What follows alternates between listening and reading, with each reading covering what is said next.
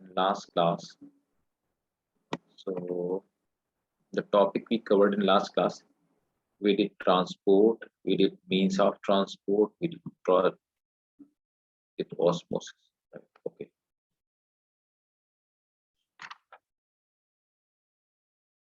So today we are going to start with the water potential. What is water potential? तो last class में हम लोगों ने I think we don't have discussed that water potential. Yes, will discuss what is the water potential.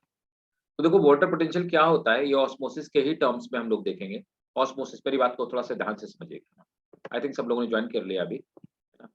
तो अच्छा, जो हम लोगों ने लास्ट क्लास में पढ़ा, do you have any question regarding last class? Any question, any doubt? If you have, please share with me, then will go ahead. No sir. So no question?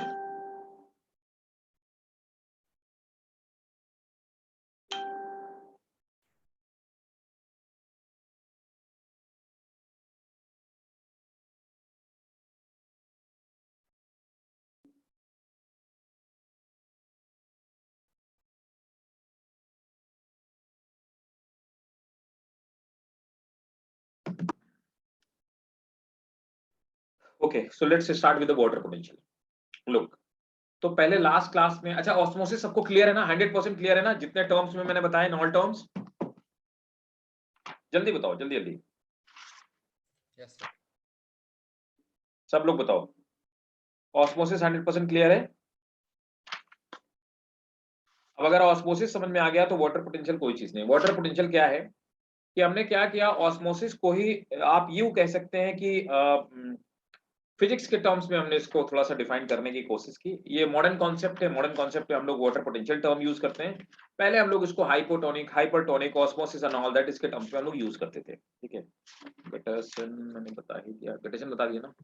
Actually parallelly same topic किसी और भी batch में चल रहा है. I don't want anything to miss. तो मैंने क्या क्या पढ़ाया, मींस ऑफ ट्रांसपोर्ट, ये सब पढ़ा दिया. ठीक है. और लास्ट में एक बार ऐसा करना कि जब मैं पढ़ा लूँ तो चेक कर लेना. ठीक है, चलो ये तो पढ़ा दिया सब, है ना. पैसिव ट्रांसपोर्ट पढ़ा दिया है, गटेशन अभी नहीं पढ़ाया, गटेशन नहीं पढ़ाया. कॉस्मोस पहले वाटर पोटेंशियल पढ़ा देता हूँ, फिर गटेशन पढ़ाऊंगा. ठीक है. तो ये सब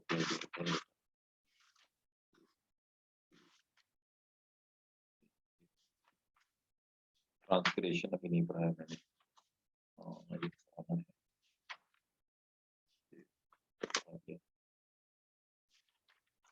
वाटर एब्जॉर्प्शन अभी ये भी नहीं पढ़ाया. तो अभी तो वाटर पोटेंशियल ऑस्मोसिस के अलावा और कुछ पढ़ाया इसमें, ये भी नहीं पढ़ाया. ठीक है. तो देखो, डीपीडी बताया क्या? डीपीडी, डिफ्यूजन प्रेशर डेफिसिट, ये नहीं बताया. डीपीडी, चलो मैं पहले आपको बता देता हूँ व्हाट इज डीपीडी, है ना. डिफ्यूजन प्रेशर डेफिसिट क्या है. ठीक है. उसके बाद फिर मैं वाटर पोटेंशियल की बात. मेरी बात को बहुत ध्यान से सुनो. एक टर्म है, इसी ऑस्मोसिस के नीचे से बनता है ना. एक टर्म है, उसको हम लोग कहते हैं डीपीडी, डिफ्यूजन प्रेशर डेफिसिट. थोड़ा थोड़ा टर्म से रिफ्लेक्ट हो रहा है हम लोग किस बारे में बात कर रहे हैं. तो यहाँ पर देखिए, हमने लास्ट क्लास में एक चीज देखी कि जो भी वाटर के मॉलिक्यूल इधर से उधर जा रहे हैं, है ना. तो हमने ये देखा कि वाटर के मॉलिक्यूल मतलब लो कंसंट्रेशन सॉल्यूशन से हाई कंसंट्रेशन सॉल्यूशन की तरफ मूव कर रहे हैं. हाइपोटोनिक से हाइपोटोनिक, या high concentration of water to low concentration of water, है ना. अब यहाँ पे क्या होता है कि डिफ्यूजन प्रेशर. तो आखिर सबसे पहले बात ये आती है कि व्हाट इज डिफ्यूजन प्रेशर. कोई बता सकता है क्या कि डिफ्यूजन प्रेशर क्या है? Any one of you, any one of you बताइए भाई, डीपी क्या चीज होती है? डिफ्यूजन प्रेशर नहीं. देखो, अब क्या होता है कि यहाँ पे वाटर के मॉलिक्यूल मूव कर रहे हैं, है ना. जब वाटर के मॉलिक्यूल मूव कर रहे हैं तो इस मेम्ब्रेन में प्रेशर इंपार्ट कर रहे हैं, है ना. तो इस मेम्ब्रेन में प्रेशर इंपार्ट कर रहे हैं, ये इधर से उधर मूव कर रहे हैं, तो मेम्ब्रेन ऑब्वियसली मेम्ब्रेन से कोलाइड कराएंगे और मेम्ब्रेन पे एक प्रेशर इंपार्ट करेंगे. जो ये प्रेशर इंपार्ट करेंगे, उस प्रेशर को हम लोग क्या बोलते हैं? उस प्रेशर को हम लोग डीपी या डिफ्यूजन प्रेशर कहते हैं. ठीक है. That is called diffusion pressure. Right? Clear है? समझ आया? तो नोट कर लो. डिफ्यूजन प्रेशर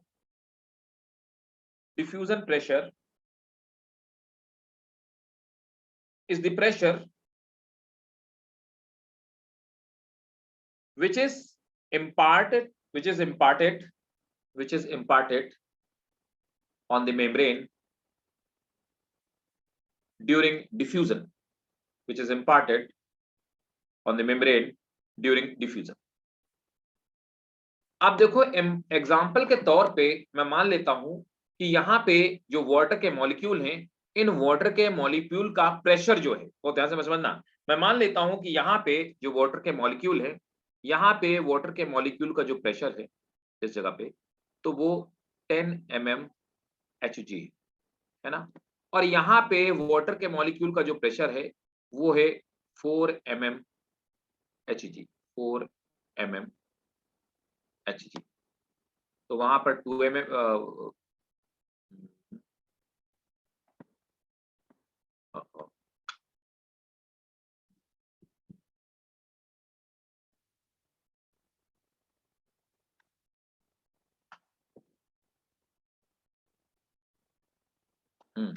तो देखो वहां पर मैंने कहा 10 mm Hg है, और यहां पर मैंने कहा कि इस तरफ जो वाटर का प्रेशर है वो 4 mm Hg है, 4 mm Hg। ठीक है, तो 10 mm Hg और 4 mm Hg। अब क्या है, यहां से हाई प्रेशर से लो प्रेशर की तरफ मॉलिक्यूल मूव होंगे, यही तो होगा ना, है ना। अब हाई प्रेशर से और लो प्रेशर की तरफ मॉलिक्यूल्स मूव होंगे, है ना। अब क्या होगा, ये कब रुकेंगे जाकर के, जब दोनों तरफ इक्विलिब्रियम हो जाएगा। मतलब कि दोनों में ये तब होगा जब दोनों तरफ 7-7 हो जाएगा। मतलब कि इस तरफ भी 7 mm Hg हो जाए, इस तरफ 7 हो जाएगा, और इस तरफ भी 7 हो जाएगा, तभी रुक जाएगा, है ना। तो अब देखो यहाँ पर 4 है और यहाँ पर कितना होना चाहिए, 7, है ना। तो दोनों में डिफरेंस कितना आया, ठीक है, मतलब कि 3 mm Hg की इस तरफ कमी है ना। तो क्या होगा, यहाँ से 10 में से 3 माइनस हो जाएगा और यहाँ पर 3 प्लस हो जाएगा। बोलो ऐसा होगा कि नहीं होगा, यही होगा ना। Yes sir. तो अब यहां पर इस तरफ कितनी डेफिशिएंसी है, 3 mm की डेफिशिएंसी है ना, 3 mm Hg की। इतना प्रेशर कम है, इतना प्रेशर उधर से इधर ट्रांसफर हो जाएगा, इक्विलिब्रियम की स्टेट आ जाएगी और डिफ्यूजन रुक जाएगा, राइट। तो यहां पर 3 mm Hg, तो हम ये क्या बोलेंगे, 3 mm क्या है, डिफ्यूजन प्रेशर डेफिसिट। इतने डिफ्यूजन प्रेशर की यहां पर कमी है, तो मैं क्या कहूंगा, क्या है, डीपीडी। क्या मेरी बात समझ में आ गई? Is it clear to all of you? DPD? Okay, great. आप लोग आज आवाज कब क्यों आ रही है? माइक्रोफोन तो मेरा तो ऑन, मेरा तो स्पीकर देखो, तो नोट करो डीपीडी। सीजो समझ आया? Yes, sir. Yeah. ओके, हाँ तो चलो नोट करो। The pure water have maximum diffusion pressure. The pure water have maximum diffusion pressure. Full stop. Its diffusion pressure gets lowered by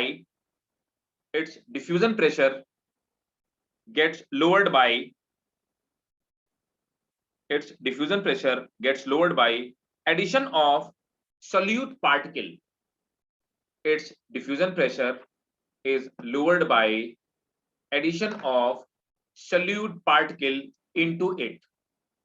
Its diffusion pressure is lowered by addition of solute particle into it. Full stop.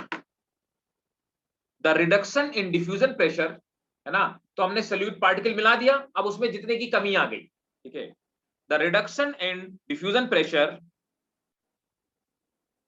of water in a solution, reduction in diffusion pressure of a water in solution over its pure state,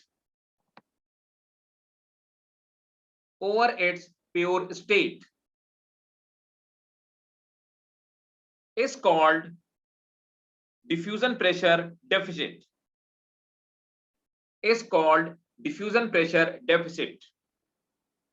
Full stop. DPD is also called is also called DPD is also called suction pressure. DPD is also called suction pressure. अब देखो हम लोग बात समझते हैं, इसके बाद एक डायग्राम मैं और एड ऑन करूंगा, तब आपको ज्यादा चीजें क्लियर हो जाएंगी, है ना, कि एक्चुअल में सक्शन प्रेशर क्या चीज है ना, और इसका फॉर्मूला, ठीक है, डीपीडी का फॉर्मूला। पहले ये बताओ यहां तक सबको क्लियर है, समझ में आ गया ना? अगर किसी को ना आए तो पूछ लेना। अब यहाँ पे मैं एक डायग्राम और एड ऑन करूँ, देखो यहीं पर एक डायग्राम और एड ऑन करूँ, फिर आगे हम लोग बात करते हैं।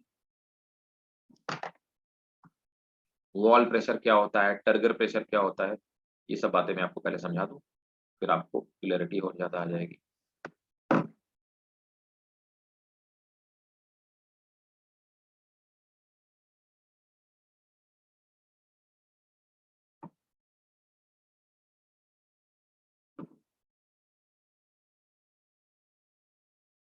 देखो ध्यान से समझना, ये वाला डायग्राम, इसका भी स्क्रीनशॉट ले लेना, ऊपर वाले को तो आपने ले ही लिया होगा पहले, इसका भी स्क्रीनशॉट ले लेना, ठीक है, बहुत गौर से मेरी बात को समझिए। अब देखो क्या होता है, लुक, अब यहां पर क्या है, ये सेल वॉल है ना, यहां पर ये वैक्यूल है, मतलब वैक्यूलर सैप है। अब वैक्यूलर सैप में अंदर की तरफ वाटर आ रहा है, ऑस्मोसिस के थ्रू आ रहा है। हमने पढ़ा था ऑस्मोटिक प्रेशर क्या होता है, वाटर एंट्री करता है मेम्ब्रेन में, जितना प्रेशर इंपार्ट करता है उसको हम ऑस्मोटिक प्रेशर कहेंगे, है ना। तो ये हो गया ऑस्मोटिक प्रेशर, ओपी। तो ऑस्मोटिक प्रेशर सेल में कहां लगता है, अंदर की तरफ। जब वाटर सेल में एंटर करता है तो ऑस्मोटिक प्रेशर अंदर की तरफ लगता है। अब क्या होता है, जब ऑस्मोटिक प्रेशर अंदर लगता है, अंदर वैक्यूल में प्रेशर डेवलप होता है। जब वैक्यूल में प्रेशर डेवलप होता है तो ये वॉल को बाहर की तरफ पुश करती है। जैसे ही आप बलून में एयर फिल करते हो तो आप क्या करते हो, अपने मुंह से अंदर की तरफ, बलून के अंदर की तरफ प्रेशर लगाते हो। लेकिन भाई साहब एक लिमिट के बाद जो बलून की वॉल है वो भी तो अंदर की तरफ प्रेशर लगाएगी। तो उसी तरह से यहां पर अंदर की तरफ, तो वहां पर जो बलून की वॉल अंदर की तरफ प्रेशर लगा रही है उसको अपन वॉल प्रेशर कहेंगे, और जो मैं फूंक करके मुंह से प्रेशर लगा रहा हूं उसको क्या बोलेंगे, ऑस्मोटिक प्रेशर। राइट, देखो तो ऑस्मोटिक प्रेशर के अगेंस्ट जो प्रेशर सेल वॉल लगाती है उसको हम वॉल प्रेशर बोलते हैं, ठीक है। ऑस्मोटिक प्रेशर अंदर की तरफ लगा, अब क्या होता है, जब ऑस्मोटिक प्रेशर लगा तो सेल फूल जाती है, फूलने की वजह से बाहर की तरफ जो प्रेशर इंपार्ट हुआ उसको टर्गर प्रेशर बोलते हैं। टर्जिडिटी मतलब सेल का फूल जाना, तो टर्जिडिटी की वजह से बाहर की तरफ जो दीवार में प्रेशर लगेगा उसको हम क्या बोलेंगे, वॉल प्रेशर। और हमेशा वॉल प्रेशर और टीपी टर्जिट प्रेशर ये आपस में इक्वल होते हैं, ये हमेशा, ठीक है। तो जितना अंदर से बाहर की तरफ वाटर प्रेशर लगाती है उतना ही बाहर से अंदर की तरफ वॉल प्रेशर लगाती है। क्लियर है, समझ में आ गया? Yes sir. समझ आ गया ना सबको? ठीक है, ओके। सो अब देखो यहां पर क्या है कि हम ये कह सकते हैं, तो हमारा फॉर्मूला क्या बना, तो डिफ्यूजन प्रेशर डेफिसिट डीपीडी क्या होता है, डीपीडी इज इक्वल टू एक फॉर्मूला होता है osmotic pressure minus wall pressure, है ना। जब तक दोनों बराबर नहीं हो जाएंगे तब तक अंदर की तरफ वाटर आता रहेगा, है ना। अब WP is equal to TP है, तो हम ये भी लिख सकते हैं ऑस्मोटिक प्रेशर माइनस TP, दोनों एक ही बात है। क्या मेरी बात आपको समझ में आ गई? Is it clear to all of you? बताएं भाई, फ्रैंकली बताइए, जिसको ना समझ में आया वो आप बताइएगा, बोलो भाई। Can I explain one more time, sir? थोड़ा सा लाउड बोलो दोस्त, मुझे आवाज आ नहीं रही आप लोगों की, आज क्या बात है, माइक के पास है। Can I explain one more time, sir? The Yeah, same sure. concept. Yeah. Sure. Look, try to understand. First come to the wall osmotic pressure. What is OP? OP is same. Osmosis is taking place. देखो osmosis हो रही है तो water इधर से इधर enter कर रहा है। अब इस वॉल पे जितना भी वाटर प्रेशर लगा रहा है वो क्या है, ऑस्मोटिक प्रेशर है, ठीक है। उसको हमने ऑस्मोटिक प्रेशर, ठीक है। अब ऑस्मोटिक प्रेशर यहाँ पे देखो बाहर से अंदर की तरफ आ रहा है, और ये जो वॉल पे अंदर की तरफ प्रेशर लग रहा है, किस पे, प्लाज्मा मेम्ब्रेन पे या फिर इसके वैक्यूल की वॉल पे, उसको हम ऑस्मोटिक प्रेशर बोलेंगे, है ना। और कब तक होगा, जब तक कि अंदर की तरफ प्रेशर डीपीडी बना रहेगा, डिफ्यूजन प्रेशर डेफिसिट, है ना। अंदर की तरफ प्रेशर की जब तक कमी बनी रहेगी तब तक इधर की तरफ क्या, ऑस्मोटिक प्रेशर लगता रहेगा, ठीक है। पहली बात ये हो गई, है ना। तो पहली बात ये हो गई कि ऑस्मोटिक प्रेशर क्या होता है, इस वॉल पे ऑस्मोटिक प्रेशर लग रहा है, कब तक लगेगा, जब तक यहाँ पे डीपीडी बना रहेगा। जब यहाँ पे डीपीडी नहीं बचेगा, मतलब क्या हुआ, मतलब ये 7 हो जाएगा और इधर भी 7 हो जाएगा, बस तब क्या होगा, रुक जाएगा, है ना। अब देखो ऑस्मोटिक प्रेशर अंदर की तरफ, जब अंदर वाटर भर गया तो मैंने कहा कि मैं एक बलून लेता हूं, बलून पे मैंने हवा भरना शुरू किया। When I started filling air, तो अंदर की तरफ जब मैं एयर भर रहा हूं तो मैं अपने मुंह से क्या लगा रहा हूं, बलून के अंदर, उस सिस्टम के अंदर क्या लगा रहा हूं, ऑस्मोटिक प्रेशर। ठीक है, अब दूसरी बात, अब क्या होता है, अब उसके बाद बलून भर गया, तो अब बलून फैल रहा है, तो बलून की जो वॉल है वो फैल रही है, एक्सपेंड हो रही है, बलून की वॉल भी अपने शेप अंदर की तरफ एक प्रेशर इंपार्ट करे। तो मैंने लगाया ओपी, अपोजिट में बलून की वॉल ने मेरे ऊपर प्रेशर लगाया, वो क्या था, वॉल प्रेशर, राइट। उसी तरह से जब सेल के अंदर वाटर गया तो सेल के वाटर भर जाने की वजह से सेल फूल गई, टर्जिड हो गई, है ना, टर्जिड हो गई। अब उसके अपोजिट एक प्रेशर लग रहा है, वॉल प्रेशर। क्लियर है? Yes, sir. Yeah. One more thing, अब क्या हो रहा है, वाटर अंदर भर गया, जैसे बलून के अंदर एयर भर गई, तो अब क्या हुआ, एयर लगा रही है वॉल के ऊपर की तरफ प्रेशर, बाहर की तरफ धक्का दे रही भाई और फैलना है ना, और वॉल लगा रही है अंदर की तरफ, दोनों प्रेशर लगा रहे हैं। तो जो एयर लगा रही प्रेशर, मैं जो प्रेशर लगा रहा था वो तो ओपी था, अब अंदर जो मैंने एयर भरी, वो एयर जो बलून की वॉल पे प्रेशर लगा रही है वो क्या है, टीपी है, टर्गर प्रेशर, राइट। और उसके अपोजिट Yeah. जो वॉल लगा रही है वो क्या है, वॉल प्रेशर। और हमेशा टीपी और डब्ल्यूपी आपस में क्या होते हैं, इक्वल होते हैं। अब फॉर्मूला क्या है, what is diffusion pressure deficit, osmotic pressure minus wall pressure. ठीक है, अब मैंने डब्ल्यूपी की जगह में टीपी भी तो लिख सकता हूं, क्योंकि दोनों तो इक्वल है, राइट। तो मैंने कहा कि DPD is equal to, either you can write OP minus WP और you can write OP minus T. Is it clear? Yes, sir. Yeah. ठीक है, All good now. One more thing, अब आखिर डीपीडी है क्या चीज, थोड़ा सा मैं डायग्राम के फॉर्म में समझाऊंगा डीपीडी क्या चीज। मेरे पास वाटर था, प्योर वाटर, मान लेते हैं प्योर वाटर, कुछ भी मान लेता हूं उसका, तो ये प्योर कोई भी सॉल्वेंट है, इसका जो ऑस्मोटिक प्रेशर है ओपी है, वो कितना ओपी था, इसका ओपी मान लेता हूं कि 6 mmHg है ना। अब मैंने क्या किया, इसी वाले में किसमें, इसी वाले वाटर में, अब वाटर में मैंने क्या किया, इस वाटर में अब मैंने सॉल्ट ऐड कर दिया, कुछ सॉल्ट ऐड किया। अब जैसे ही मैं इसमें सॉल्ट ऐड करता हूं, मैंने इसमें सॉल्ट ऐड कर दिया, मतलब सोल्यूट ऐड कर दिया, तो क्या ऐड किया, सोल्यूट ऐड करते इसका ओपी गिर गया, ऑस्मोटिक प्रेशर गिर गया। अब इसका ओपी कितना बचा, अब इसका ओपी बचा सिर्फ 4 mmHg। तो यहाँ पे वाटर का ओपी गिर गया, 4 mmHg बचा, है ना। तो अब मैं क्या करूंगा, दोनों में डिफरेंस कितना है, दोनों में डिफरेंस, सॉल्ट ऐड करने के बाद डिफरेंस कितना आया, 2 mmHg का। तो मैं इस 2 mmHg को क्या बोलूंगा, डीपीडी का। ठीक है, समझ आया? Yes, sir.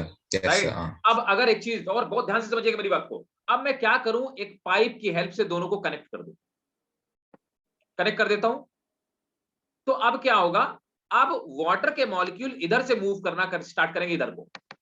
कब तक मूव करेंगे, जब तक दोनों तरफ प्रेशर इक्वल ना हो जाए, मतलब इक्वल का क्या मतलब, जब तक इक्विलिब्रियम की स्टेट ना आ जाए, राइट है। तो इधर कितना हो जाएगा, इधर 5 हो जाएगा और इधर भी 5 हो जाएगा, जब तक दोनों तरफ 5 नहीं हो जाएगा तब तक वाटर मूव करता है। क्लियर है? Yes, sir. Yes, sir. तो वाटर क्यों मूव कर रहा है, डीपीडी की वजह से। क्यों, डेफिसिट है, प्रेशर डेफिसिट है, उस डेफिशिएंसी को कंप्लीट करने के लिए वाटर मूव कर रहा है, राइट, दैट इज कॉल्ड। अब बताओ भाई, सबको क्लियर है, Sanchi clear, Ayesha, Ayesha, Hiba, Zainab is it clear? Yes, sir. ठीक है, थोड़ा ध्यान से देखना और इसको क्लास ओवर होने के बाद ये समझना जरूर, क्योंकि आप जहां पे कंफ्यूज होगे, जहां पे भूल जाओगे, वो डीपीडी आप भूल जाओगे, है ना। ये वाला जो डायग्राम मैंने टीपी और ओपी वाला, ये आपके स्कूल वाले पूछ सकते हैं कि टीपी क्या है, मैं आपको छोटा छोटा लिखवा भी देता हूँ, आप नोट कर लो कि ओपी क्या है, टीपी क्या है और वॉल प्रेशर वगैरह है क्या चीज, है ना। छोटी छोटी चीजें हैं और आप इसका ध्यान दीजिएगा, इसको ध्यान से, बहुत ध्यान से पढ़ना। जो नीट वाले बच्चे होते हैं, जब वो 12th पास कर देते हैं, यही फंसते हैं। अगर कोई बच्चा 12th पास कर चुका हो और मेडिकल का एग्जाम दे रहा हो, आप उसे देखना, वो आपसे यही कहेगा प्लांट फिजियोलॉजी बहुत टफ, और आप देखना इसमें कुछ भी नहीं, कुछ भी टफ नहीं। ठीक है, आप पूरी प्लांट फिजियोलॉजी जब आप पढ़ लोगे तब मैं आपसे पूछूंगा, तब आप बताना, अभी नहीं, है ना। बच्चे फंसे रहते हैं कहाँ पे, क्रेब साइकिल में बच्चे फंसे रहते हैं, ग्लाइकोलिसिस में फंसे रहते हैं, बच्चे फंसे रहते हैं कि वो C4 क्या होता है, C3 वहीं फंसे होते हैं। आओ आप देखना पढ़ने के बाद अगर आपको ये लगे कि नहीं सर ये तो इजी था, इसमें कुछ नहीं, राइट, नोट करिए। तो सबसे पहले हम लोग नोट कर लेते हैं क्या चीज लोग नोट करते हैं, वॉल प्रेशर क्या होता है ना, और टीपी क्या होता है, टर्गर प्रेशर क्या होता है, नोट करो। The pressure which is imparted by protoplasm, मैं टीपी बता रहा हूं पहले, the pressure which is imparted by protoplasm on the cell wall, the pressure which is imparted by protoplasm on the cell wall due to turgidity is called Turger pressure, full stop. Next point, against the Turger pressure cell wall also impart a pressure. Against the Turger pressure cell wall also impart the pressure inward to maintain the shape of cell,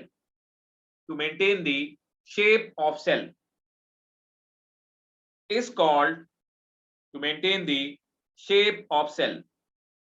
called wall pressure, WP, is called wall pressure, full stop. Osmotic pressure is the pressure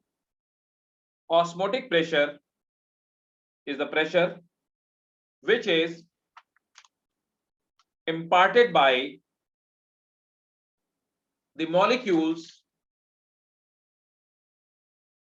Osmotic pressure is the pressure which is imparted by molecule due to movement on the semi-permeable membrane. ठीक है, तो OP WP आप formula याद रखोगे, DPD क्या होता है ये याद रखोगे, बाकी टीपी डब्ल्यूपी सब क्या होता है ये तो मैंने आपको आपके नॉलेज के लिए बता दिया, ठीक है। तो आपको सबको यहां तक समझ में आ गया। अब मैं आपको पढ़ाऊंगा व्हाट इज वाटर पोटेंशियल, है ना, वाटर पोटेंशियल क्या होता है, ठीक है। व्हाट इज,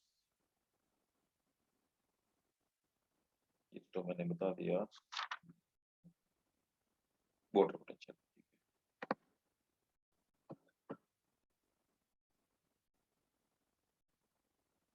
जिधर नहीं समझ में आया मेरे को बताना, मैं दोबारा बता दूंगा, जबरदस्ती में हाँ बोल नहीं बोलना, ठीक है।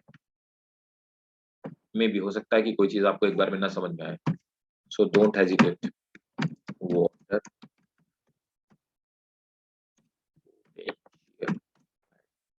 देखो वाटर पोटेंशियल क्या चीज है,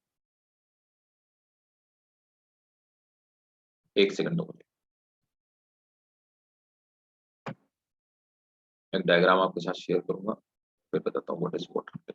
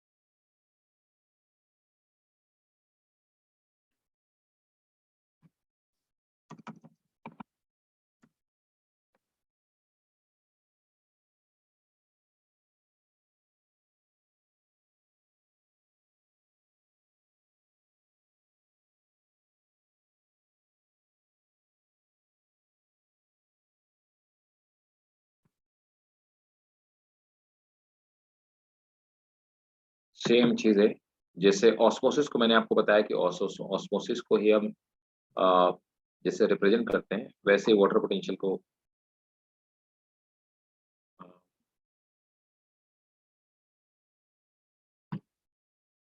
वाटर पोटेंशियल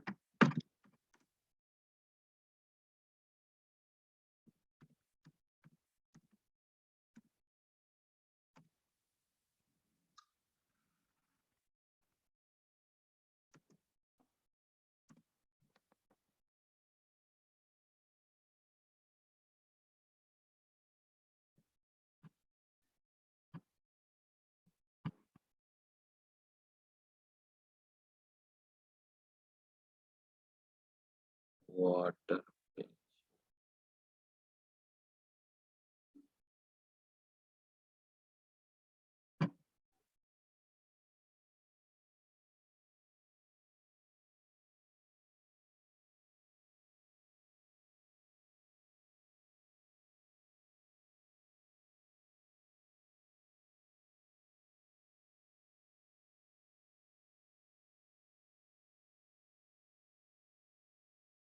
देखो,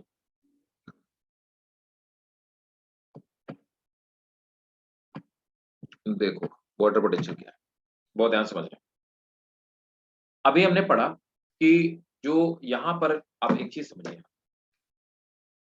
जो वाटर के मॉलिक्यूल्स होते हैं, जो फ्री मॉलिक्यूल होते हैं, उनकी केमिकल एनर्जी बहुत ज्यादा होती है ना। वाटर के देखो, ये वाटर के मॉलिक्यूल है ना, तो वाटर के मॉलिक्यूल जो है, इनकी फ्री एनर्जी बहुत ज्यादा होती है। एक डायग्राम और ऐड कर लेता हूँ, तब मजा आएगी, तब ज्यादा आपको अच्छे से समझ में आएगा। तो एक डायग्राम और ऐड करता हूँ, एक और है मेरे पास आएगा, उसको भी ऐड कर लेता हूँ, फिर आपको आ गया ये रहा। ज्यादा कुछ पड़ा है,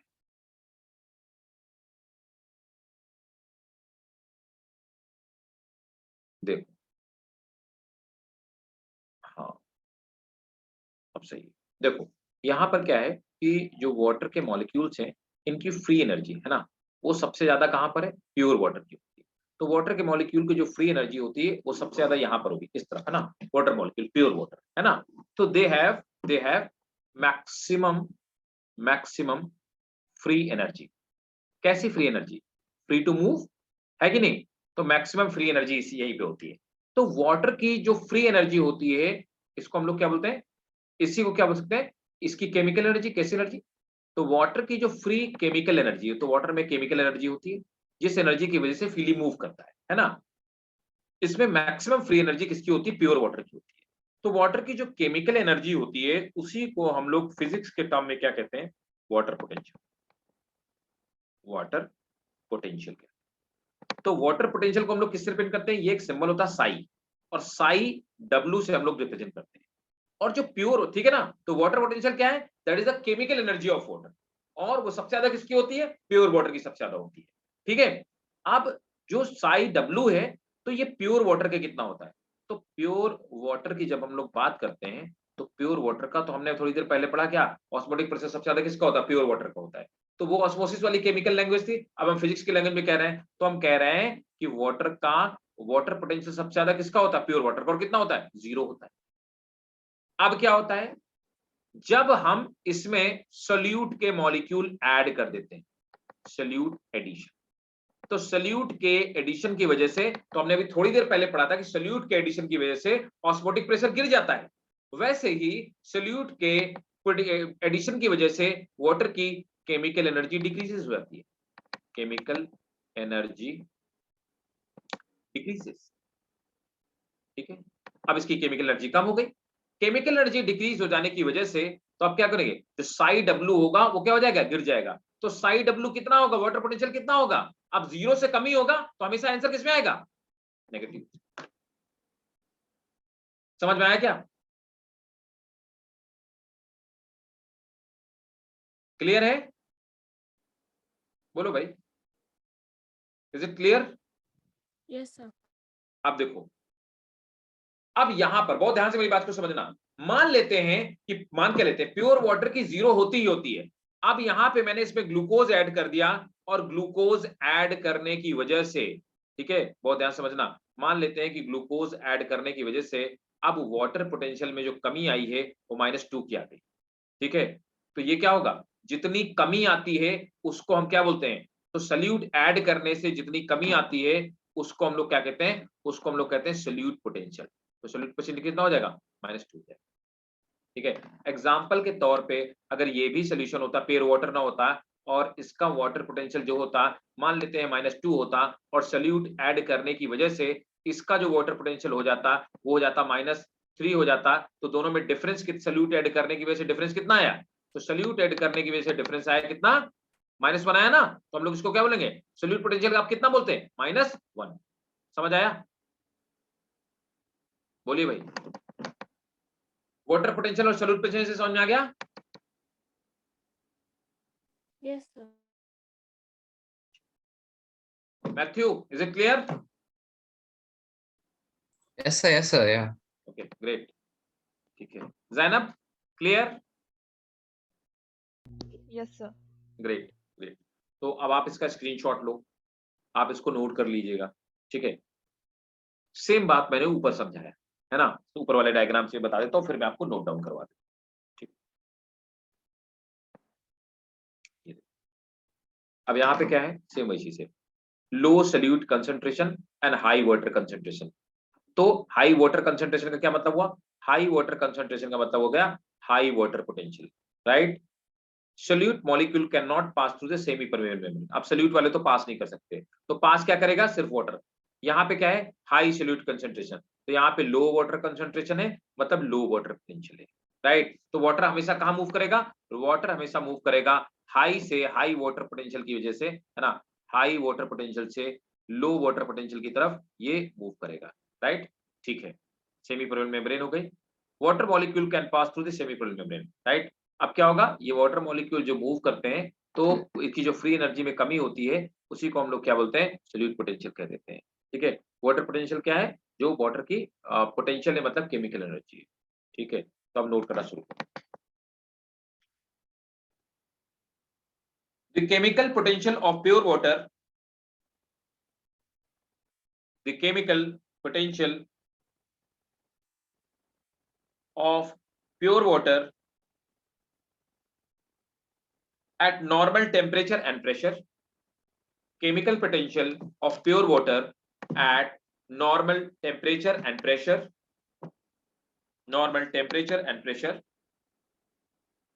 is 0, full stop. In solution,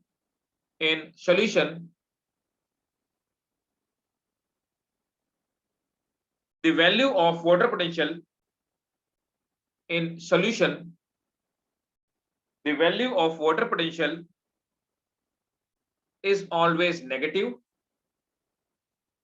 The value of water potential is always negative or less than 0, or less than 0, full stop. It is represented by Greek letter psi. It is represented by Greek letter psi, or more accurately psi w.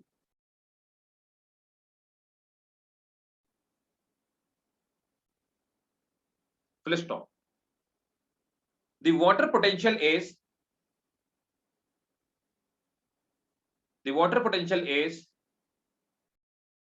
the free energy or chemical energy, free energy or chemical energy of per unit volume of water,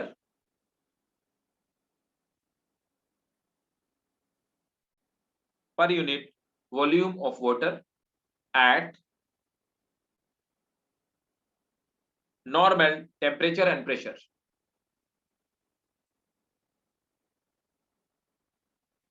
Full stop. In terms of water potential,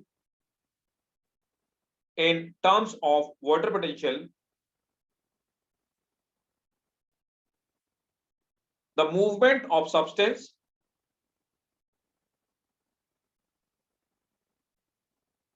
from area of the movement of substance or the movement of water from area of the movement of water from area of higher free energy from area of higher free energy to area of lower free energy is called diffusion. अब water potential क्या होता है, इसका अपना एक formula है। तो water potential का फॉर्मूला हम ऐसे लिखते हैं, psi W is equal to psi S solute potential plus psi P, इसको हम लोग प्रेशर पोटेंशियल कहते हैं। ठीक है, साई P, दोनों चीजें लिखवा देता हूँ। क्या चीज है, सॉल्यूट पोटेंशियल भी लिखवाता हूँ, Sai P is pressure potential, pressure potential है ना, और साई S मैंने आपको बता ही दिया है, Sai S is solute potential, solute potential. Sai W water potential है, ये भी आपको पता है, Sai W is water potential, water potential.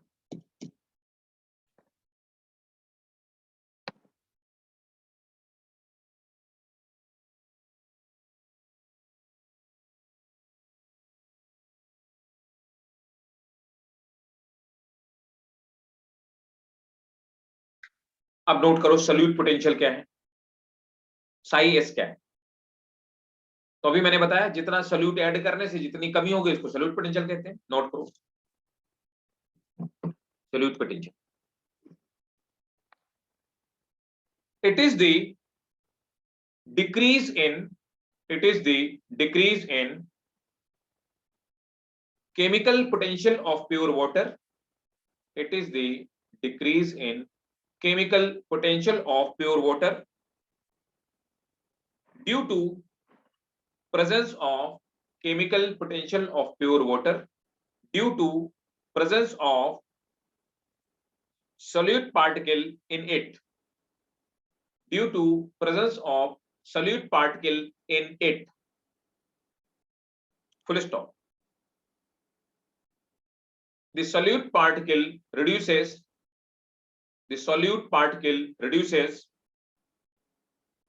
the free energy of water. Solute particle reduces the free energy of water by diluting it.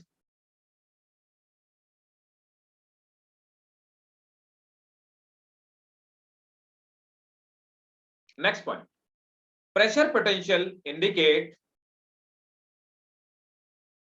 the effect of pressure. Pressure potential indicate the effect of pressure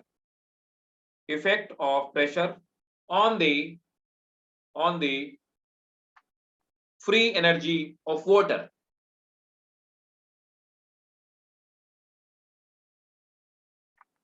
ठीक है भाई, बोलिए भाई, water potential, solute potential सब समझ में आ गया। Osmosis clear है बच्चों, फ्रीली बताइए। Yes sir, yeah. बहुत बढ़िया, वेरी गुड। ठीक, जैनब 100% क्लियर ना? साची ठीक है, ओके, चलो अब Ayesha, all clear? Yes, sir. So are you feeling good now? Better? Yes, sir. Okay, great. तो अब देखो, अब देखिए, अब आ जाते हैं हम लोग उसमें। नेक्स्ट क्या है, नेक्स्ट हमारा टॉपिक है एनसीईआरटी में दे रखा है प्लाज्मोलिसिस, है ना। तो मैं थोड़ा सा प्लाज्मोलिसिस आपको और थोड़ा सा ज्यादा बताऊंगा, है ना, क्योंकि यहाँ तो सिर्फ दे रखा है कि what is hypotonic, hypertonic and what is the plasmolysis, है ना। लेकिन क्वेश्चन आपसे ये पूछा जाएगा what is limited plasmolysis, what is incipient plasmolysis, है ना। ये क्वेश्चंस आपको देखने के लिए मिलेंगे आपके मेडिकल एग्जाम। तो प्लाज्मोलिसिस को ध्यान से समझें, ठीक है। हाइपरटोनिक, हाइपोटोनिक हमको सब समझ में आ ही गया है। तो एक नेक्स्ट हेडिंग डालिए प्लाज्मोलिसिस। कुछ नहीं, प्लांट की वैक्यूल से वाटर को निकल जाने को प्लाज्मोलिसिस कहते हैं।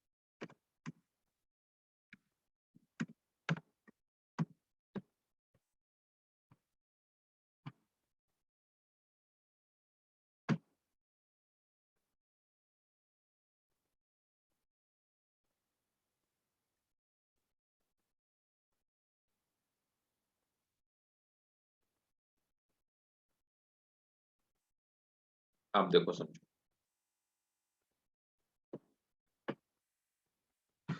थोड़ा और छोटा कर देता हूँ। देखो प्लाज्मोलिसिस है क्या चीज, है ना। एक नॉर्मल सेल थी, हमने क्या किया कि इस नॉर्मल सेल को, अब नॉर्मल सेल के अंदर क्या है, वाटर है। वाटर कहाँ पे भाई साहब, वैक्यूल में। हम लोग बहुत बारी बातें कर चुके हैं कि वाटर कहाँ पे भरा हुआ है, तो यहाँ पर वाटर तो इसके वैक्यूल के अंदर भरा हुआ है। ये पार्ट इसका वैक्यूल है ना। देखो ये वैक्यूल, वैक्यूल में वाटर भरा हुआ है। अब वैक्यूल बाहर की तरफ हमने क्या किया, इस सेल को, पहले नॉर्मली हम क्या करते हैं, इस सेल को यहाँ पे रख देते हैं हाइपरटोनिक सोल्यूशन में, है ना। तो बाहर क्या है, हाइपरटोनिक सोल्यूशन है, और अंदर क्या है, हाइपोटोनिक सोल्यूशन। Hypotonic solution. तो अब क्या होगा, हमने ऑस्मोसिस में पढ़ा, और देखो दोनों एंगल से देखो, चाहे आप इस एंगल से देखिए कि आप सेल को देख रहे हो इसके एंगल से कि अंदर की तरफ हाइपोटोनिक है हाइपरटोनिक, तो हमने कहा ऑस्मोसिस कहां होगी, हाइपो से हाइपर की तरफ। दूसरा, वाटर के मॉलिक्यूल की फ्री एनर्जी कहां है, हाइपो में ज्यादा है, हाइपर में कम है, तो वाटर हाई फ्री एनर्जी से लो फ्री एनर्जी की तरफ मूव करेगा, वाटर बाहर की तरफ है। चाहे आप साई डब्ल्यू के एंगल से देख लीजिए, चाहे आप ऑस्मोसिस के एंगल से, तो वाटर तो बाहर की तरफ जाएगा। जब बाहर की तरफ वाटर निकल जाएगा तो सेल थोड़ी सी फ्लैसिड हो जाएगी, है ना। क्या हो जाएगी, ढीली हो जाएगी, फ्लैसिड हो जाएगी। टर्जिट मतलब पूरी तरह से फूली हुई, फ्लैसिड मतलब ढीली हुई। जब आप बर्थडे में बलून लगाते हो, घर में चिपकाते हो, तो एकदम बिल्कुल टाइट रहता है, आप उसको क्या बोलते हो, टर्जिट स्टेट में। 3 दिन बाद देखते हो बलून चिपका हो, बेचारा पिचक गया है ना। थोड़ा अभी पूरी तरह से कोलैप्स नहीं हुआ, वो पिचक गया, हल्का सा ढीला हो गया। अब क्या बोलोगे, balloons are in flaccid state, है ना। तो उसको फ्लैसिड स्टेट, इस प्रोसेस को हम लोग क्या बोलते हैं, इस प्रोसेस को हमने कहा प्लाज्मोलिसिस।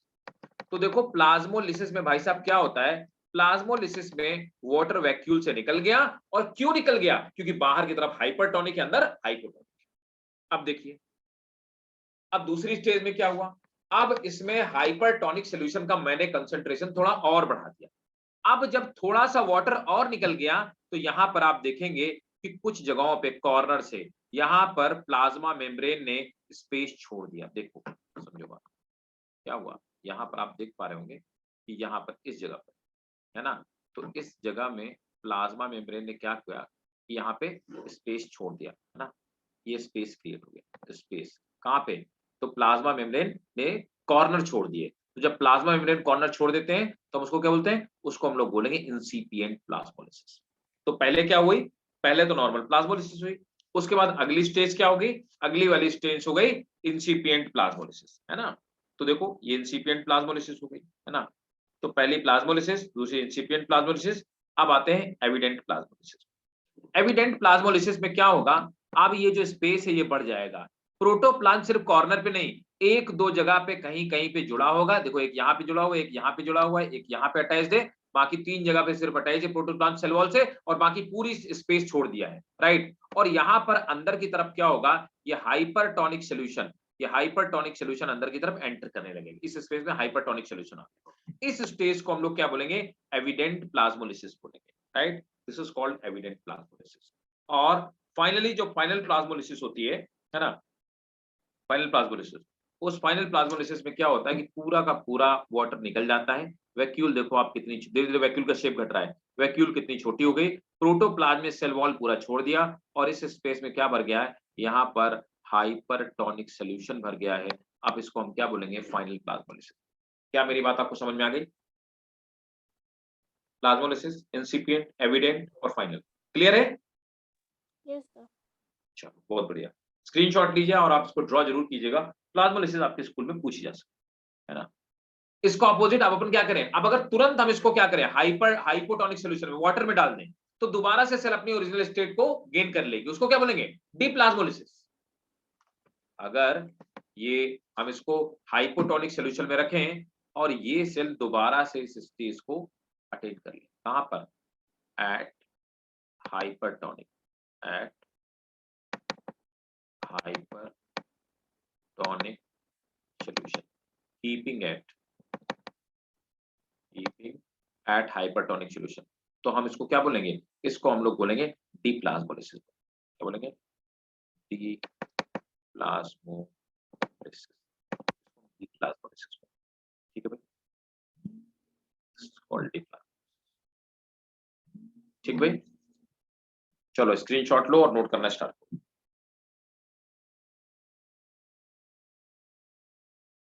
नोट करो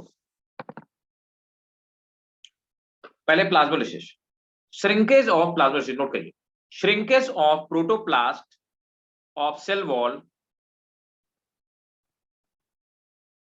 shrinkage of protoplast of a cell, shrinkage of a protoplast of a cell from its cell wall, shrinkage of a protoplast from its cell,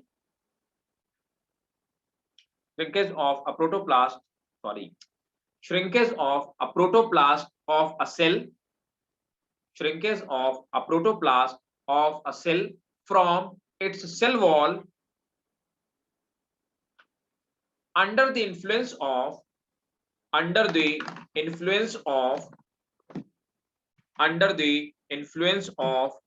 hypertonic solution, under the influence of hypertonic solution is called plasmolysis. Under the influence of hypertonic solution is called plasmolysis. Full stop.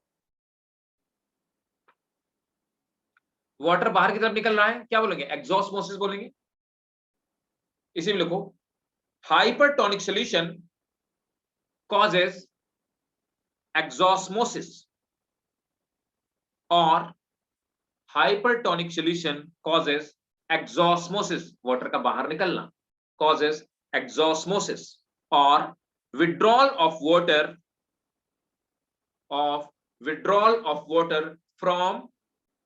from cytoplasm and then central vacuole, from cytoplasm and then central vacuole. Cytoplasm and then central vacuole को underline करो। पहले water कहां से निकलेगा? Cytoplasm से। फिर कहां से निकलेगा? मेनली निकलेगा वैक्यूल से, लेकिन पहले कहां से निकलेगा? साइटोप्लाज्म से। Cytoplasm then vacuole. ठीक है,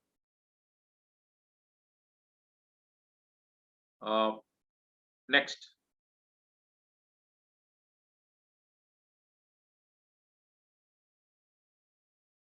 the pressure of wall,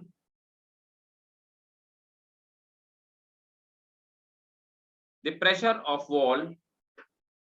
pressure of wall simultaneously reduce, and the pressure of wall simultaneously reduce and elastic wall contract, causing a reduction in cell size. Elastic wall contract causing a reduction in cell size. Full stop.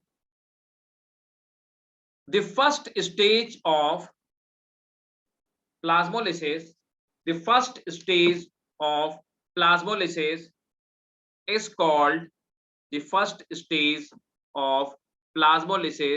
is called, limiting plasmolysis. इसको हम लोग क्या बोलेंगे? Limiting plasmolysis बोलेंगे, है ना। तो limiting plasmolysis भाई साहब हमारी क्या है? पहली स्टेज। ठीक है, तो नॉर्मल जो प्लाज्मोलिसिस होती है उसको टेक्निकली हम क्या कह सकते हैं? फर्स्ट स्टेज को लिमिटिंग प्लाज्मोलिसिस बोलते हैं। ठीक है, next,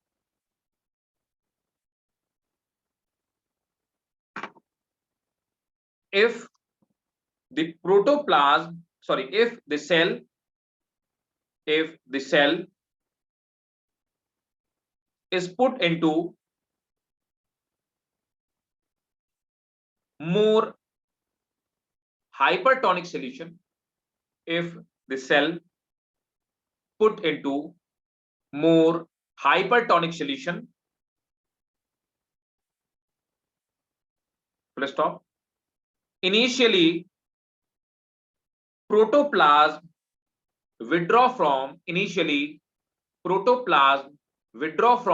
its corner,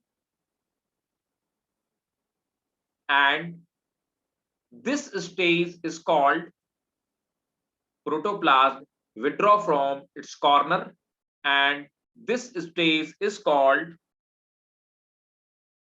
incipient plasmolysis. This stage is called incipient plasmolysis. Full stop. Next point.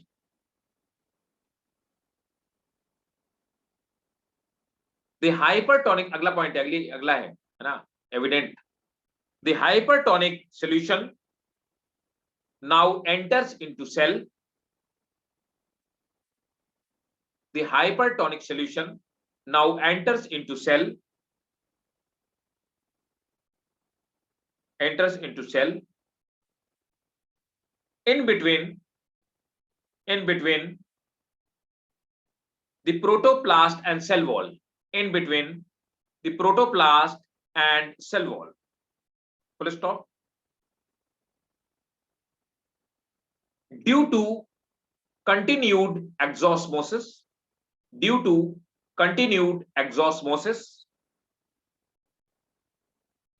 protoplast shrink further. Due to continued exosmosis, protoplast shrink further and withdraw from cell wall except one or few point. Withdraw from cell wall except one or few point. It is called evident plasmolysis.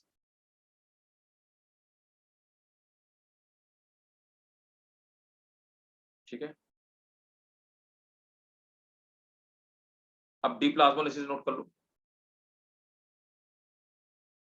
The swelling up of deplasmolysis, swelling up of plasmolyzed protoplast, swelling up of plasmolyzed protoplast under the influence of hypotonic solution, under the influence of hypotonic solution.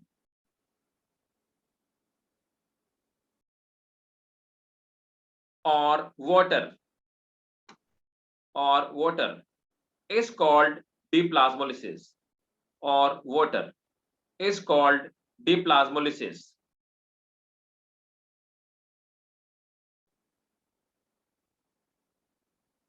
It takes place due to endosmosis. It takes place due to endosmosis.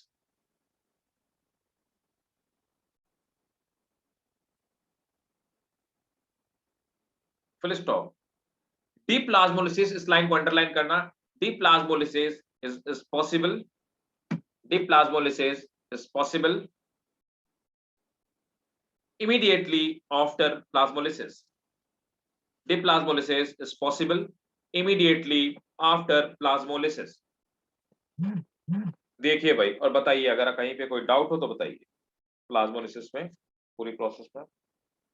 और ये जो plasmolyse cell होती है ना, plasmolyse cell, ये ढीली हो जाती है, इसलिए इसको क्या बोलते हैं? इसको बोलते हैं फ्लैसिड सेल. अब अगर आप नोट करना चाहें तो नोट कर सकते हैं, इसी को बोलते हैं फ्लैसिड सेल. ठीक है. अच्छा, एक बात और बताओ, क्या मैंने आपको एक टर्म बताया imbibition? Did we discuss that imbibition? No, sir. नहीं, ठीक है. इम्बिबिशन क्या होता है ना कि कोई भी सॉलिड चीज हो, है ना, किसी भी सॉलिड चीज को अब आप उसको क्या करो, वाटर में किसी सॉल्यूशन में डाल देते हो, तो आप देखो आपने उसको क्या किया, किसी भी सॉलिड चीज को उसको वाटर या किसी भी सॉल्यूशन में डाल दिया, तो आप देखते हैं कि उसकी बाहर वाली जो सरफेस होती है ना, वो बाहर वाली जो सरफेस है वो एब्जॉर्ब कर लेती है।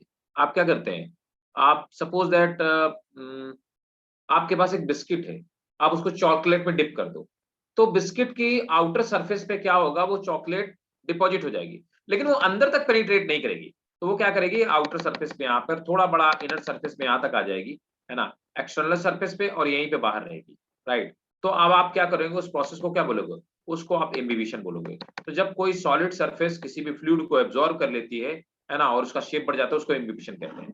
आप देखते हैं बारिश के टाइम पे जो आपकी खिड़कियां दरवाजे वुडन जो आपके विंडोज होती हैं वो टाइट हो जाती है, क्या है, इम्बिबिशन, है ना। आपने क्या किया, ग्राम लिया, चना लिया और उसको सोक कर दिया वाटर में, तो सीड क्या करते हैं, चना हो गया, दाल हो गया, सीड क्या करते हैं, वाटर को एब्जॉर्ब करते हैं। That process called imbibition, right, note करो।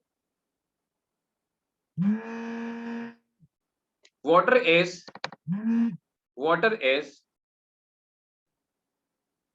absorbed by water is absorbed by water is absorbed by solid surface. Water is absorbed by solid surface, and the process is called imbibition. The process is called imbibition. Okay. By this process,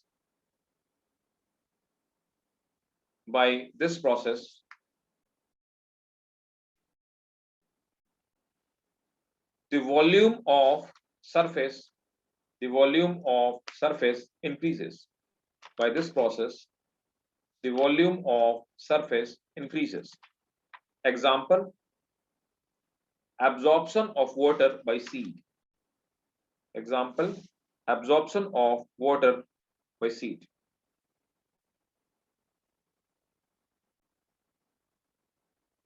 एक point out करो. Imbibition is also a type of diffusion. Imbibition is also a type of diffusion. Since water is moving along the concentration gradient. Water is moving along the concentration gradient. ठीक है, तो ये हो गया हमारा plasmolysis और imbibition हो गया। अब नेक्स्ट हेडिंग हम लोग डालेंगे long distance transport of water, है ना। तो जाइलम के थ्रू होता है long distance transport of water. कैसे होता है, इस बात को समझते हैं। तो मैंने आपको क्या क्या बता दिया, मैंने आपको ये बता दिया, इन सब ट्रांसपोर्ट बता दिया, कैसे मूव बता दिया, ऑस्मोसिस बता दिया, वाटर पोटेंशियल बता दिया। Next is long distance water movement में पहले मैं आपको ट्रांसपिरेशन बता देता हूं तो बढ़िया रहेगा ना?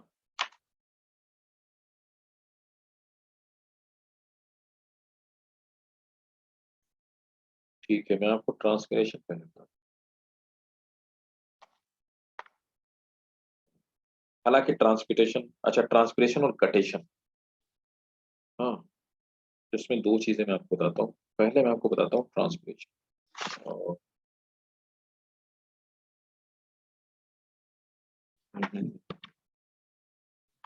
नहीं, पहले मैं बताता हूँ वाटर एब्जॉर्प्शन बाय प्लांट।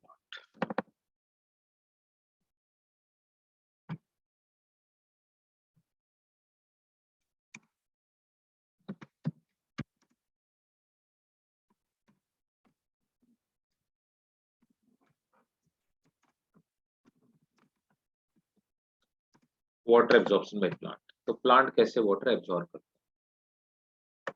देखिए भाई, प्लांट वाटर एब्जॉर्ब कैसे करते हैं और प्लांट के अंदर वाटर का मूवमेंट कैसे होता है, दोनों बातें समझने की कोशिश करते हैं।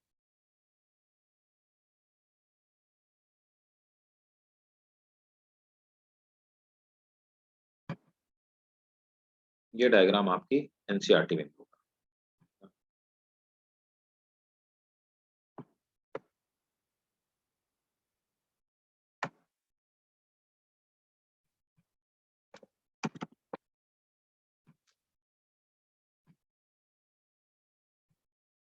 एक डायग्राम और ऐड कर लेता हूँ, फिर आपको समझाता हूँ।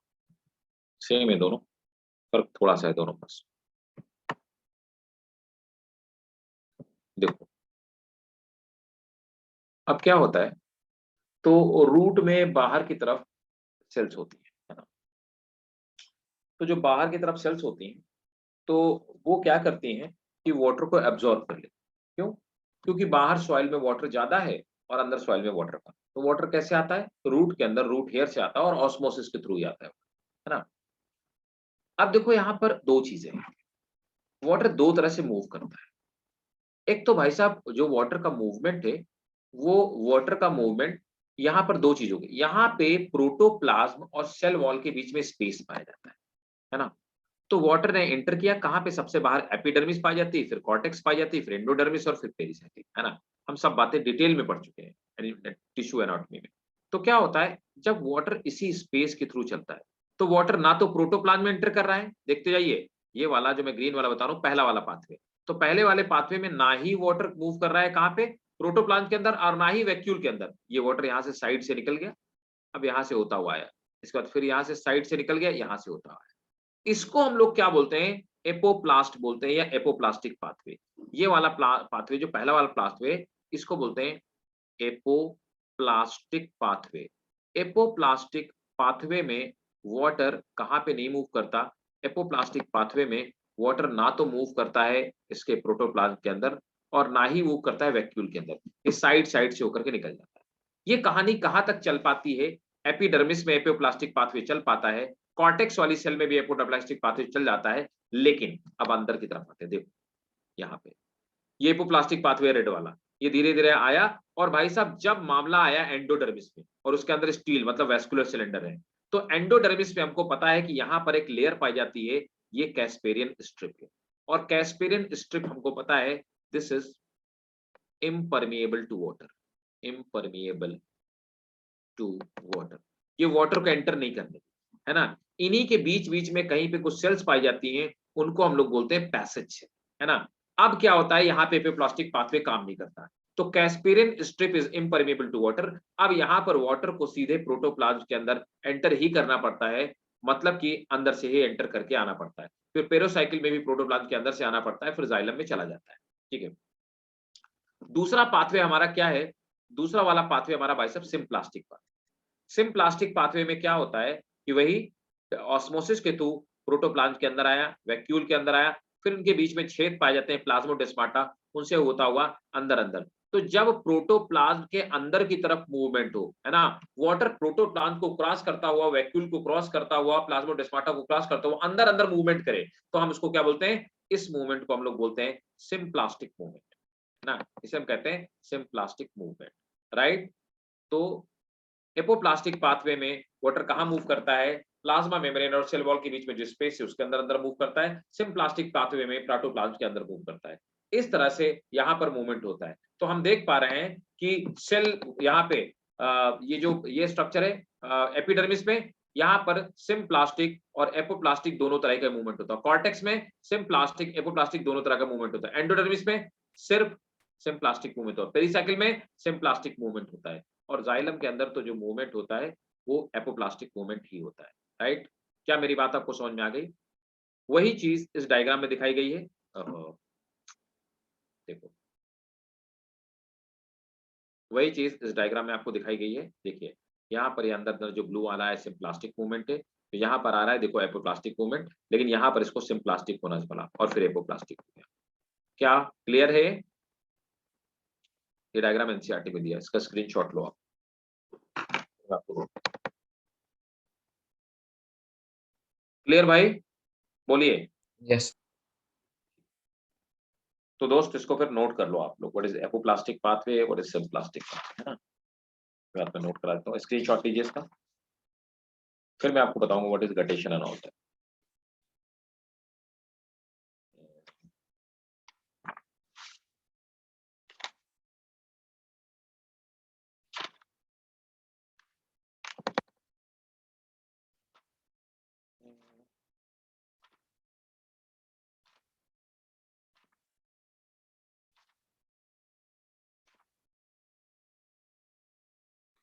नोट करो।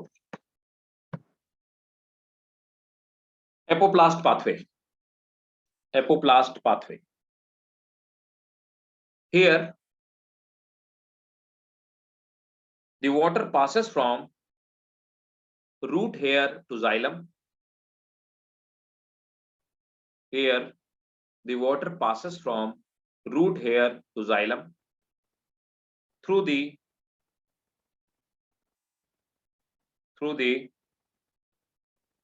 walls of intervening cells, through the walls of intervening cells, without crossing any membrane, without crossing any membrane or cytoplasm, without crossing any membrane or cytoplasm. Sir, can you repeat this point? Yeah, sure. Here, water passes from root hair to xylem. Here, water passes from root hair to xylem through the walls of intervening cell, through the walls of intervening cell, without crossing any membrane, without crossing any membrane or cytoplasm, without crossing any membrane or cytoplasm. Full stop. The pathway provides least resistance. The pathway provides least resistance.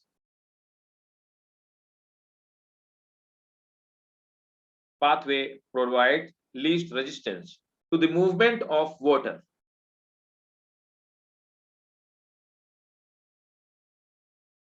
However, full stop. However, it is interrupted by. However, it is interrupted by Casparian strip. However, it is interrupted by Casparian strip of endodermis.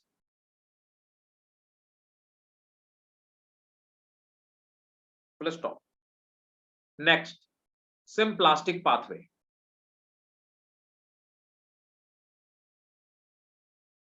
Water passes from cell to cell. Water passes from cell to cell through their protoplasm. Water passes from cell to cell through their protoplasm. Full stop.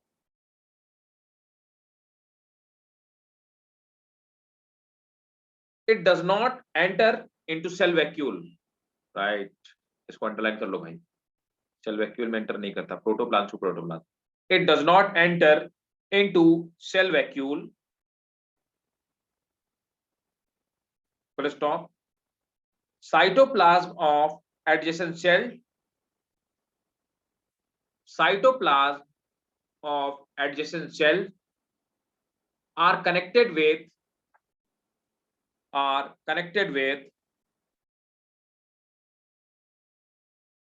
plasmodesmata.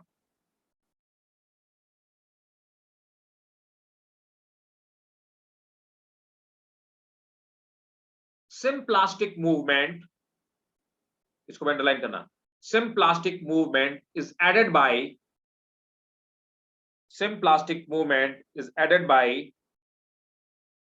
cytoplasmic streaming. Cytoplasmic streaming. Clear है भाई? Yes guys, is it clear? Yes, sir. Great.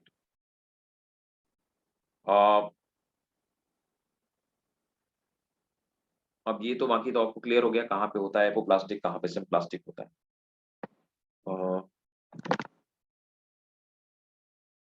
एक चीज और note कर लो, note करके नीचे लिखो, note. Mineral nutrients also have the same pathway. Mineral nutrient also have the same pathway as that of water. Note करके लिखो. Mineral nutrient also have the same pathway as that of water. however their absorption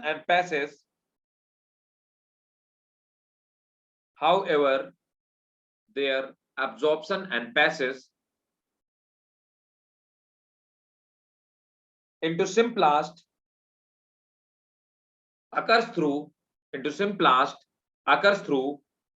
active absorption bracket में note कर लो, ATP is spent in process.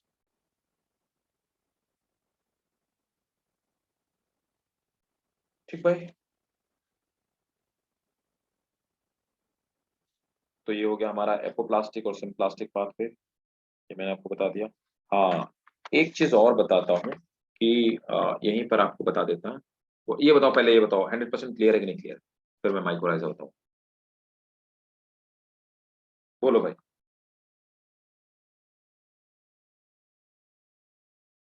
Zainab clear है?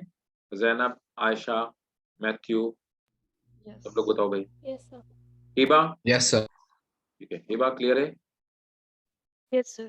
Very good, very good. आप देखो माइक्रोराइजर important है, माइक्रोराइजर से भी क्वेश्चन। माइक्रोराइजर क्या हम लोग पढ़ चुके हैं क्या? एक बारी पढ़ा चुका हूं ना मैं माइक्रोराइजर?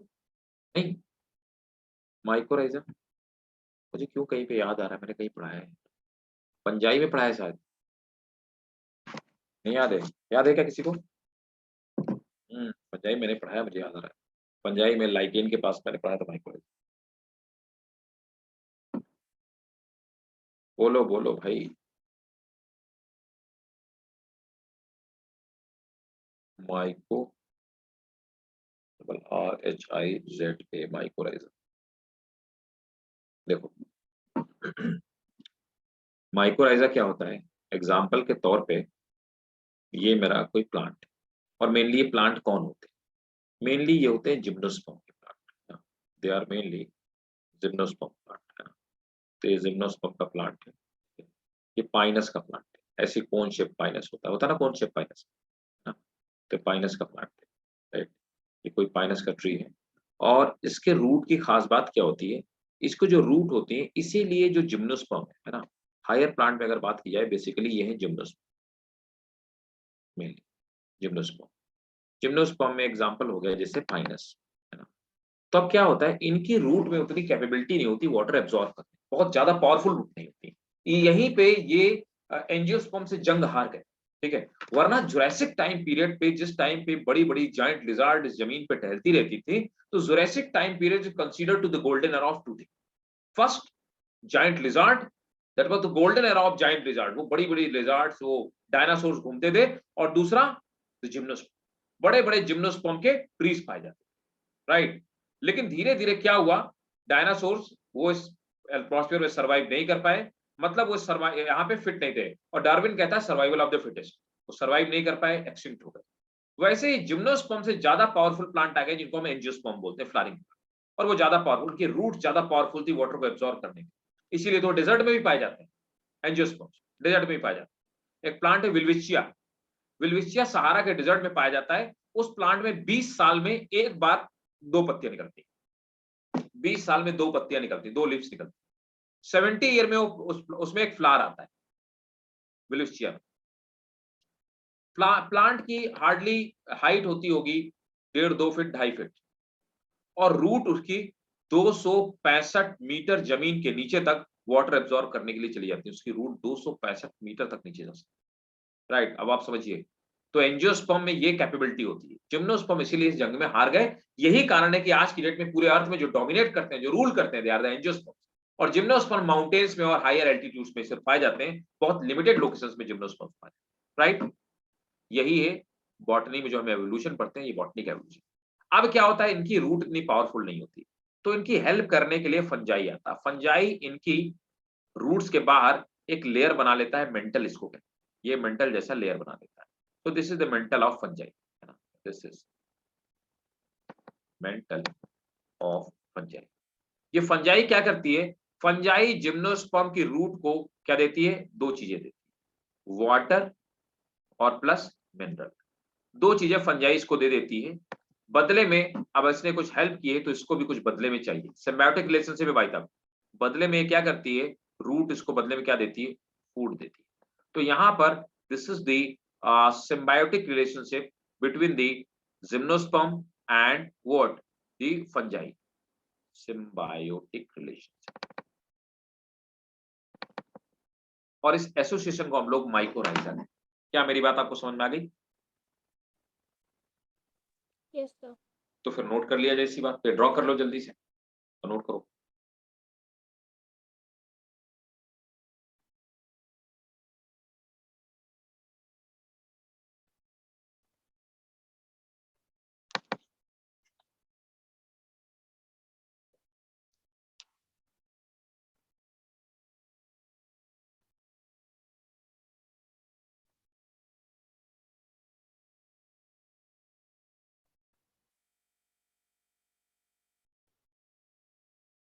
तो नोट करिए, mycorrhiza is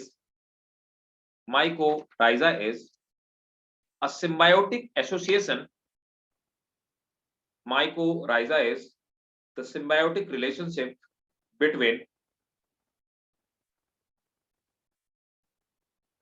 the root of higher plant।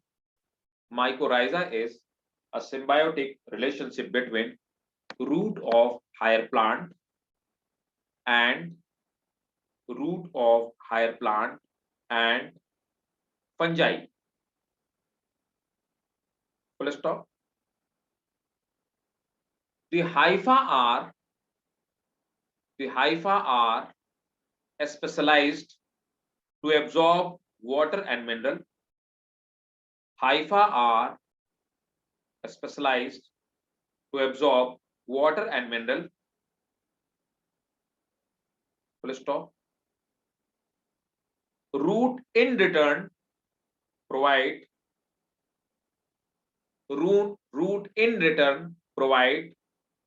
sugar and nitrogenous compound to fungi। Full stop। Example, pinus and orchid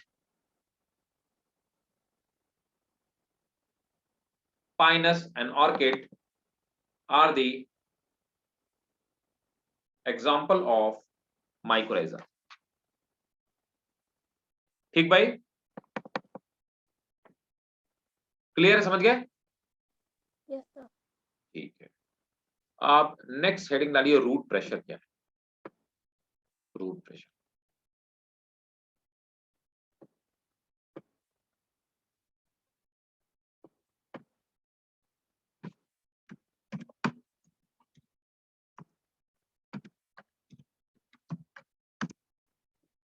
just hold on, give me 1 second।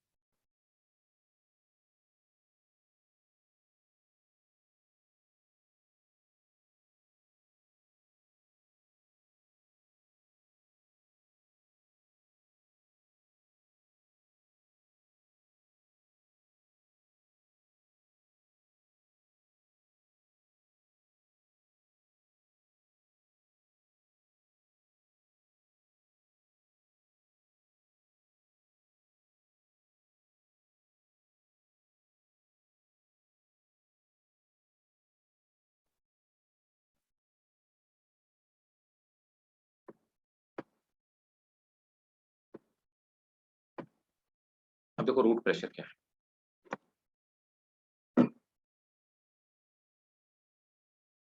देखिए, रूट प्रेशर क्या चीज है, एग्जाम्पल के तौर पे कोई छोटे प्लांट में, रूट प्रेशर वैसे छोटे प्लांट में पाया जाता है। तो कुछ साइंटिस्टों का ये कहना था, है ना, समझिए, तो ये हो गई प्लांट की रूट।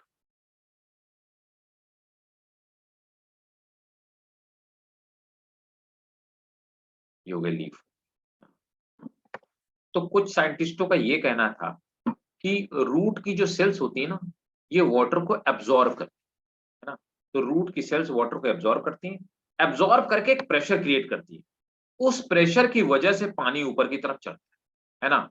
इसको हम रूट प्रेशर कहते हैं, ठीक है ना। लेकिन बाद में देखा गया कि ये रूट प्रेशर एक थ्योरी थी, है ना। इस तरह से रूट प्रेशर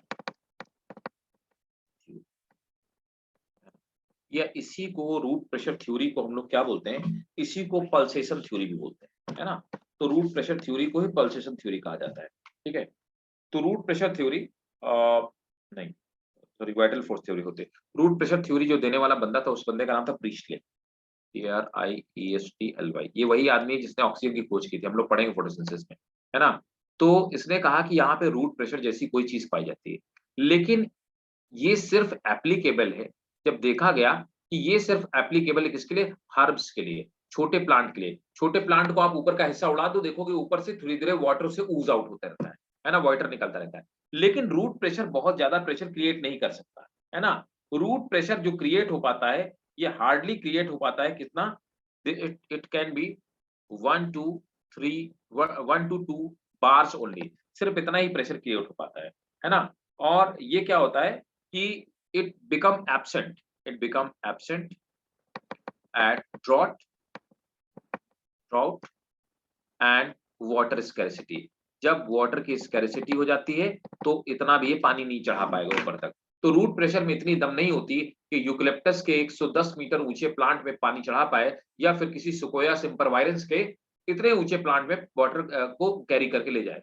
10 मीटर के भी, 10 फीट के भी प्लांट में रूट प्रेशर वाटर ऊपर नहीं चढ़ा सकता। तो रूट प्रेशर थ्योरी पहले साइंटिस्टों ने दिया, प्रिस्टले ने कहा कि रूट प्रेशर की वजह से पानी प्लांट में ऊपर तक चढ़ता है, और ये थ्योरी बाकी साइंटिस्टों ने कहा कि छोटे प्लांट्स में एप्लीकेबल है। लार्ज प्लांट की जब हम बात करते हैं, theory get that is called root pressure. ठीक है, समझ आया? Yes boys, clear? तो नोट कर लीजिए।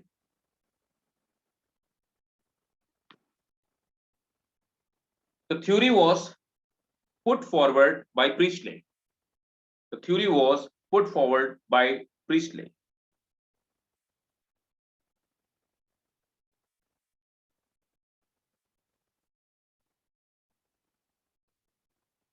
It is the pressure created by, it is the pressure created by root due to absorption of water, full stop, and the pressure is exerted, and the pressure is exerted on xylem, full stop. It is maximum during rainy season and tropical countries like India. Now, it is maximum during rainy season and tropical countries. Full stop.